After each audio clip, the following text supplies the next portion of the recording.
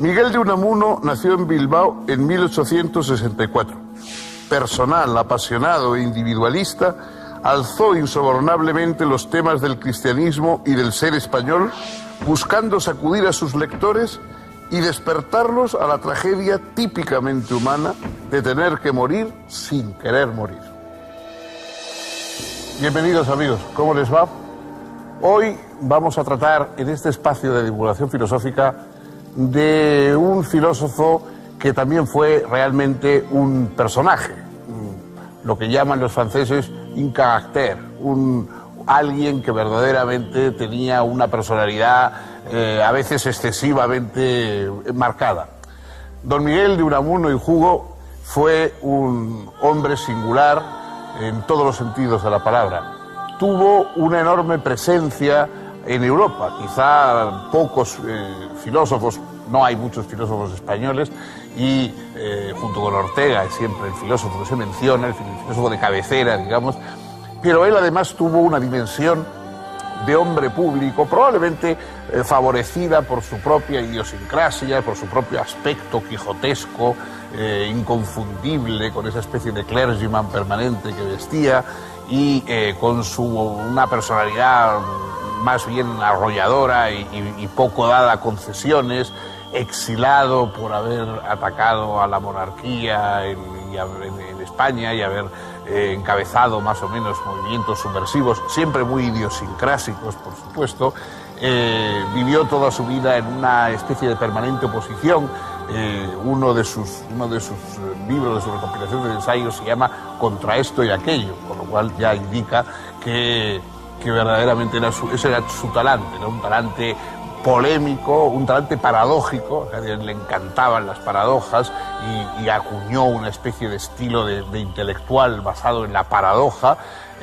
Tuvo una figura, digamos, quizá más grande que su propia filosofía, pero a la vez de eso fue ensayista, muy notable ensayista, fue un articulista magnífico y tiene una amplia gama de escritos periodísticos, fue poeta bronco, pero muchas veces conmovedor, y fue también novelista y narrador, y un novelista además experimental y con logros muy curiosos en su novela. Fue un personaje realmente notable y ahora vamos a intentar convocar su figura y tratarlo con el mayor respeto posible para que no se enfade.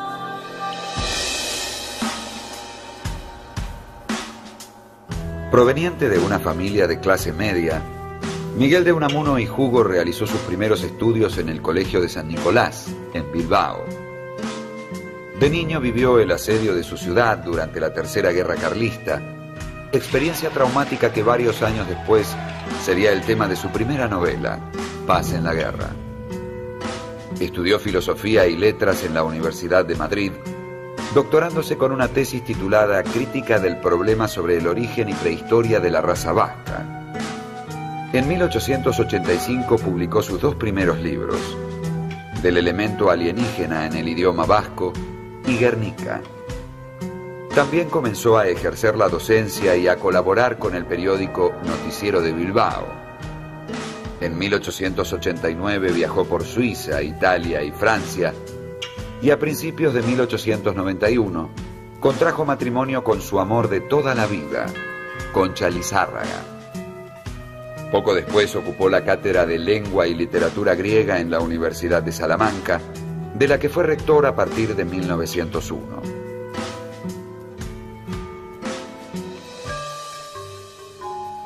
En 1914 fue destituido por razones políticas, ya que Unamuno era cabeza visible de la oposición liberal.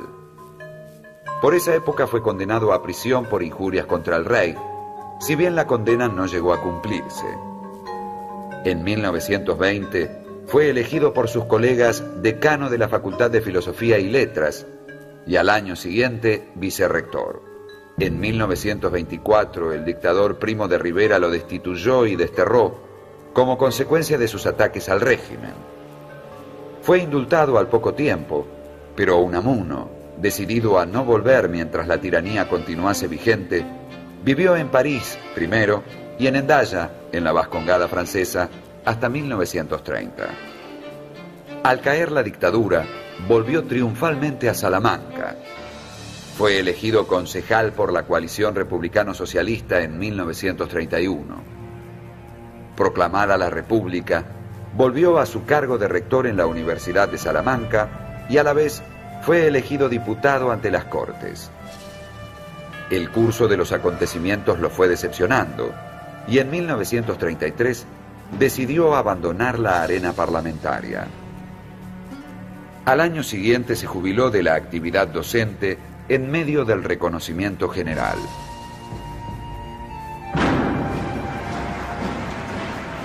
Al comenzar la guerra civil, Unamuno vio con simpatía el pronunciamiento franquista, considerando que era una alternativa a la anarquía y descontrol en que había caído la República.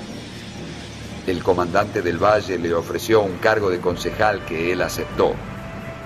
Pero a los pocos meses, Unamuno se fue arrepintiendo de haberles dado su apoyo. En octubre de 1936, se reunió con el general Franco para pedir clemencia para numerosos amigos y conocidos que estaban presos. Fue inútil. La mayoría de ellos fue fusilada. El 12 de octubre de ese año, durante el acto de apertura del curso académico de la Universidad de Salamanca, Unamuno, indignado ante los discursos cargados de odio que lo precedieron y ante la consigna fascista «Viva la muerte», tomó la palabra y advirtió a quienes llenaban la sala: «Venceréis, pero no convenceréis. Venceréis porque tenéis sobrada fuerza bruta, pero no convenceréis porque convencer significa persuadir, y para persuadir necesitáis algo que os falta: razón y derecho en la lucha». El general Millán Astray, no sabiendo cómo contestarle, solo atinó a gritar: «¡Muera la inteligencia!», a lo que Unamuno respondió: «Este es el templo de la inteligencia, y yo soy su supremo sacerdote. Vosotros estáis profanando su sagrado recinto». Solo la presencia de la esposa de Franco, que llevó bajo su protección a Unamuno hasta su casa, impidió que fuera muerto en esa ocasión. Esa misma noche fue destituido de su cargo de concejal. Pasó sus últimos meses de vida bajo arresto domiciliario y falleció el 31 de diciembre de 1936, de forma repentina, mientras charlaba con unos amigos.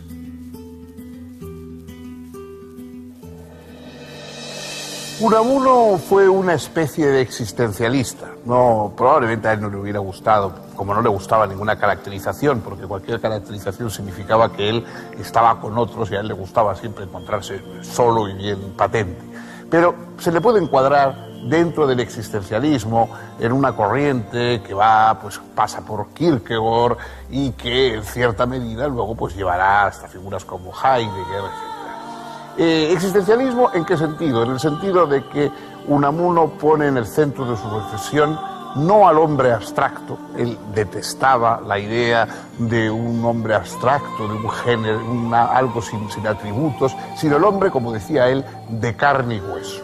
El hombre de carne y hueso tiene que ser el centro de la filosofía, tiene que notarse su palpitar, tiene que notarse su carnalidad.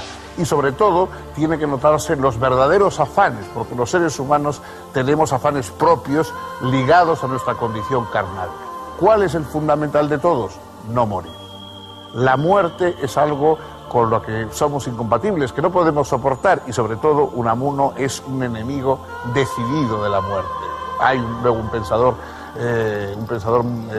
posterior, un escritor importante que también obtuvo el Nobel, Elías Canetti, que se quiso designar a sí mismo como el enemigo de la muerte.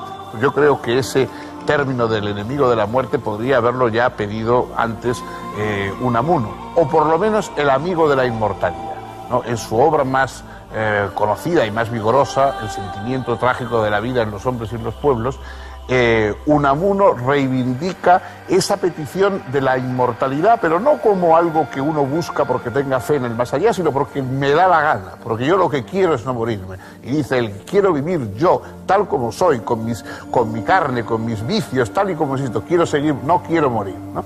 Esa, digamos, protesta extraordinaria y que él modula con una fuerza enorme en su libro, esa reivindicación de un hombre concreto, un ser humano concreto, con sus miedos y con su necesidad de eternidad, es lo más característico, lo central de la obra de Unamuno y lo que le da una fuerza notable y causa un impacto en el lector, aunque a veces sonría un poco ante esa vehemencia frente a, me parece, lo material. Unamuno fue un escritor prolífico. Entre sus obras podemos mencionar piezas de narrativa, obras costumbristas y autobiográficas, poesías, teatro y ensayos filosóficos y políticos. Del sentimiento trágico de la vida y Niebla fueron las obras que le dieron fama y prestigio internacional.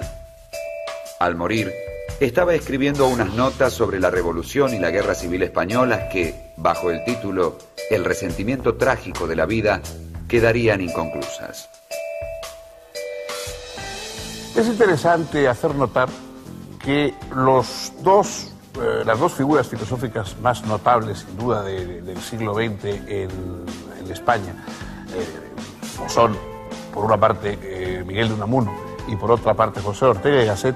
Los dos prácticamente se puede decir que comienzan, que aparecen en el mundo de las publicaciones y de la proyección filosófica con una obra sobre el Quijote, sobre Don Quijote, ¿no?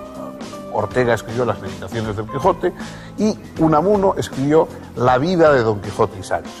La vida de Don Quijote y Sancho es un libro singular y, como casi todo lo que ocurre con Unamuno, es por una parte grandioso, por otra parte disparatado, por una parte conmovedor y otras veces, en fin, lo rechaza uno como algo excesivo, pero es una obra que no deja indiferente. Nada menos que Unamuno lo que pretende es volver a escribir el Quijote. Un poco, a veces se ha dicho que Borges, en su famoso cuento de Pierre Menard, autor del Quijote, una de las ironías, digamos, que introduce es una especie de retrato paródico del propio Unamuno y del propósito de Unamuno, que era volver a escribir el Quijote, porque Unamuno consideraba que Cervantes le había pisado la idea, ¿no? Que el que debía haber escrito el Quijote era él, porque Cervantes, de alguna forma, se burla o no entiende a Don Quijote.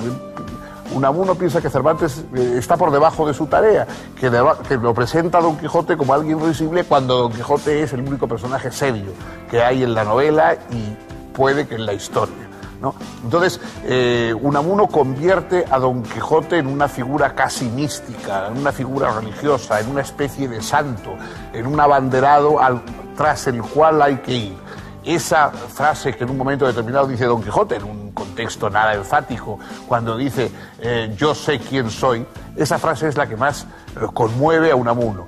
Yo sé quién soy. Eso es lo que un hombre tiene que buscar a lo largo de su vida, saber quién es y seguir adelante, digan lo que digan los demás, aunque le llamen a uno loco, aunque le llamen a uno estúpido, aunque piensen que lo que hace uno está haciendo son disparates. Si uno sabe quién es, tiene que seguir adelante contra todo y contra todos, ¿no? Esa especie de veneración o de adoración hipostasiada, por supuesto, exageradamente, de Don Quijote, explica mucho mejor a Unamuno que al Quijote, por supuesto. Y el libro, sin embargo, La vida de Don Quijote y Sancho, al menos en fragmentos, sigue siendo una obra que impresiona, que conmueve e incluso que divierte, quizá un poco en contra de lo que pretendía Don Miguel.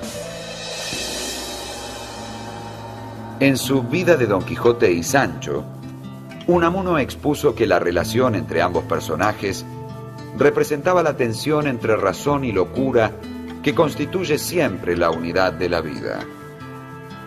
Años más tarde, esta tesis reapareció en Del sentimiento trágico de la vida, presentando la vida como permanente paradoja. Para Unamuno, el conocimiento racional no puede dar cuenta de lo vital, pues la vida es agonía, lucha entre el intelecto y el sentimiento. Según él, el más trágico problema de la filosofía es el de conciliar las necesidades intelectuales con las necesidades afectivas. Unamuno, que había perdido desde la juventud la fe católica, consideraba que la muerte es definitiva, pero creía a la vez que la creencia en algún tipo de sobrevivencia es necesaria para que los hombres puedan vivir. El anhelo de Dios y de la inmortalidad personal es irrenunciable, aunque científico-racionalmente el individuo no pueda sostenerlo. La fe así entendida es una afirmación del creyente y no un presunto conocimiento. La razón no puede negar sus derechos a la fe, pero tampoco esta a aquella. El hombre filosofa, precisamente, porque necesita justificarse a sí mismo en este conflicto que él mismo es, como tensión entre lo individual y lo colectivo, entre el espíritu y el intelecto, entre lo racional y lo emocional. Unamuno, al abordar estas temáticas, elaboró un poderoso vitalismo y anticipó el existencialismo. Para él, la realidad primaria con que el filósofo se encuentra es la de sí mismo, como voluntad de no morir. Esta voluntad es la secreta raíz del más inconfesable anhelo humano, el apetito de divinidad. Las ideas de Unamuno no solo se expresaron en sus ensayos filosóficos, sino también en el resto de su obra escrita. Unamuno, bajo la influencia de Kierkegaard y Schopenhauer, había también rechazado el racionalismo y, en general, la tendencia de sustituir realidades vitales por otras meramente conceptuales. La perspectiva racional quiere fijar, pero la vital renuncia a lo permanente y unívoco. Desde este punto de vista, una cosa cualquiera es nada menos que un repertorio de posibilidades. Pero, en tanto esas posibilidades lo son para alguien, la sustancialidad de las cosas se funda en la de la persona humana, que es siempre un ente de carne y hueso y no una hueca abstracción. Porque de abstracciones, Unamuno no quería saber nada. Unamuno sigue siendo evidentemente recordado como figura, recordado como personaje.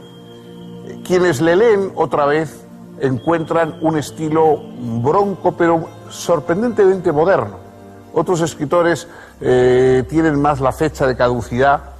Unamuno, que escribía de una manera abrupta, de una manera no pulida, en cierta forma, algo parecido a lo que hace Baroja en novela, sigue siendo, sin embargo, leído hoy como mucho más moderno que otros autores contemporáneos que pasaban por mejores estilistas.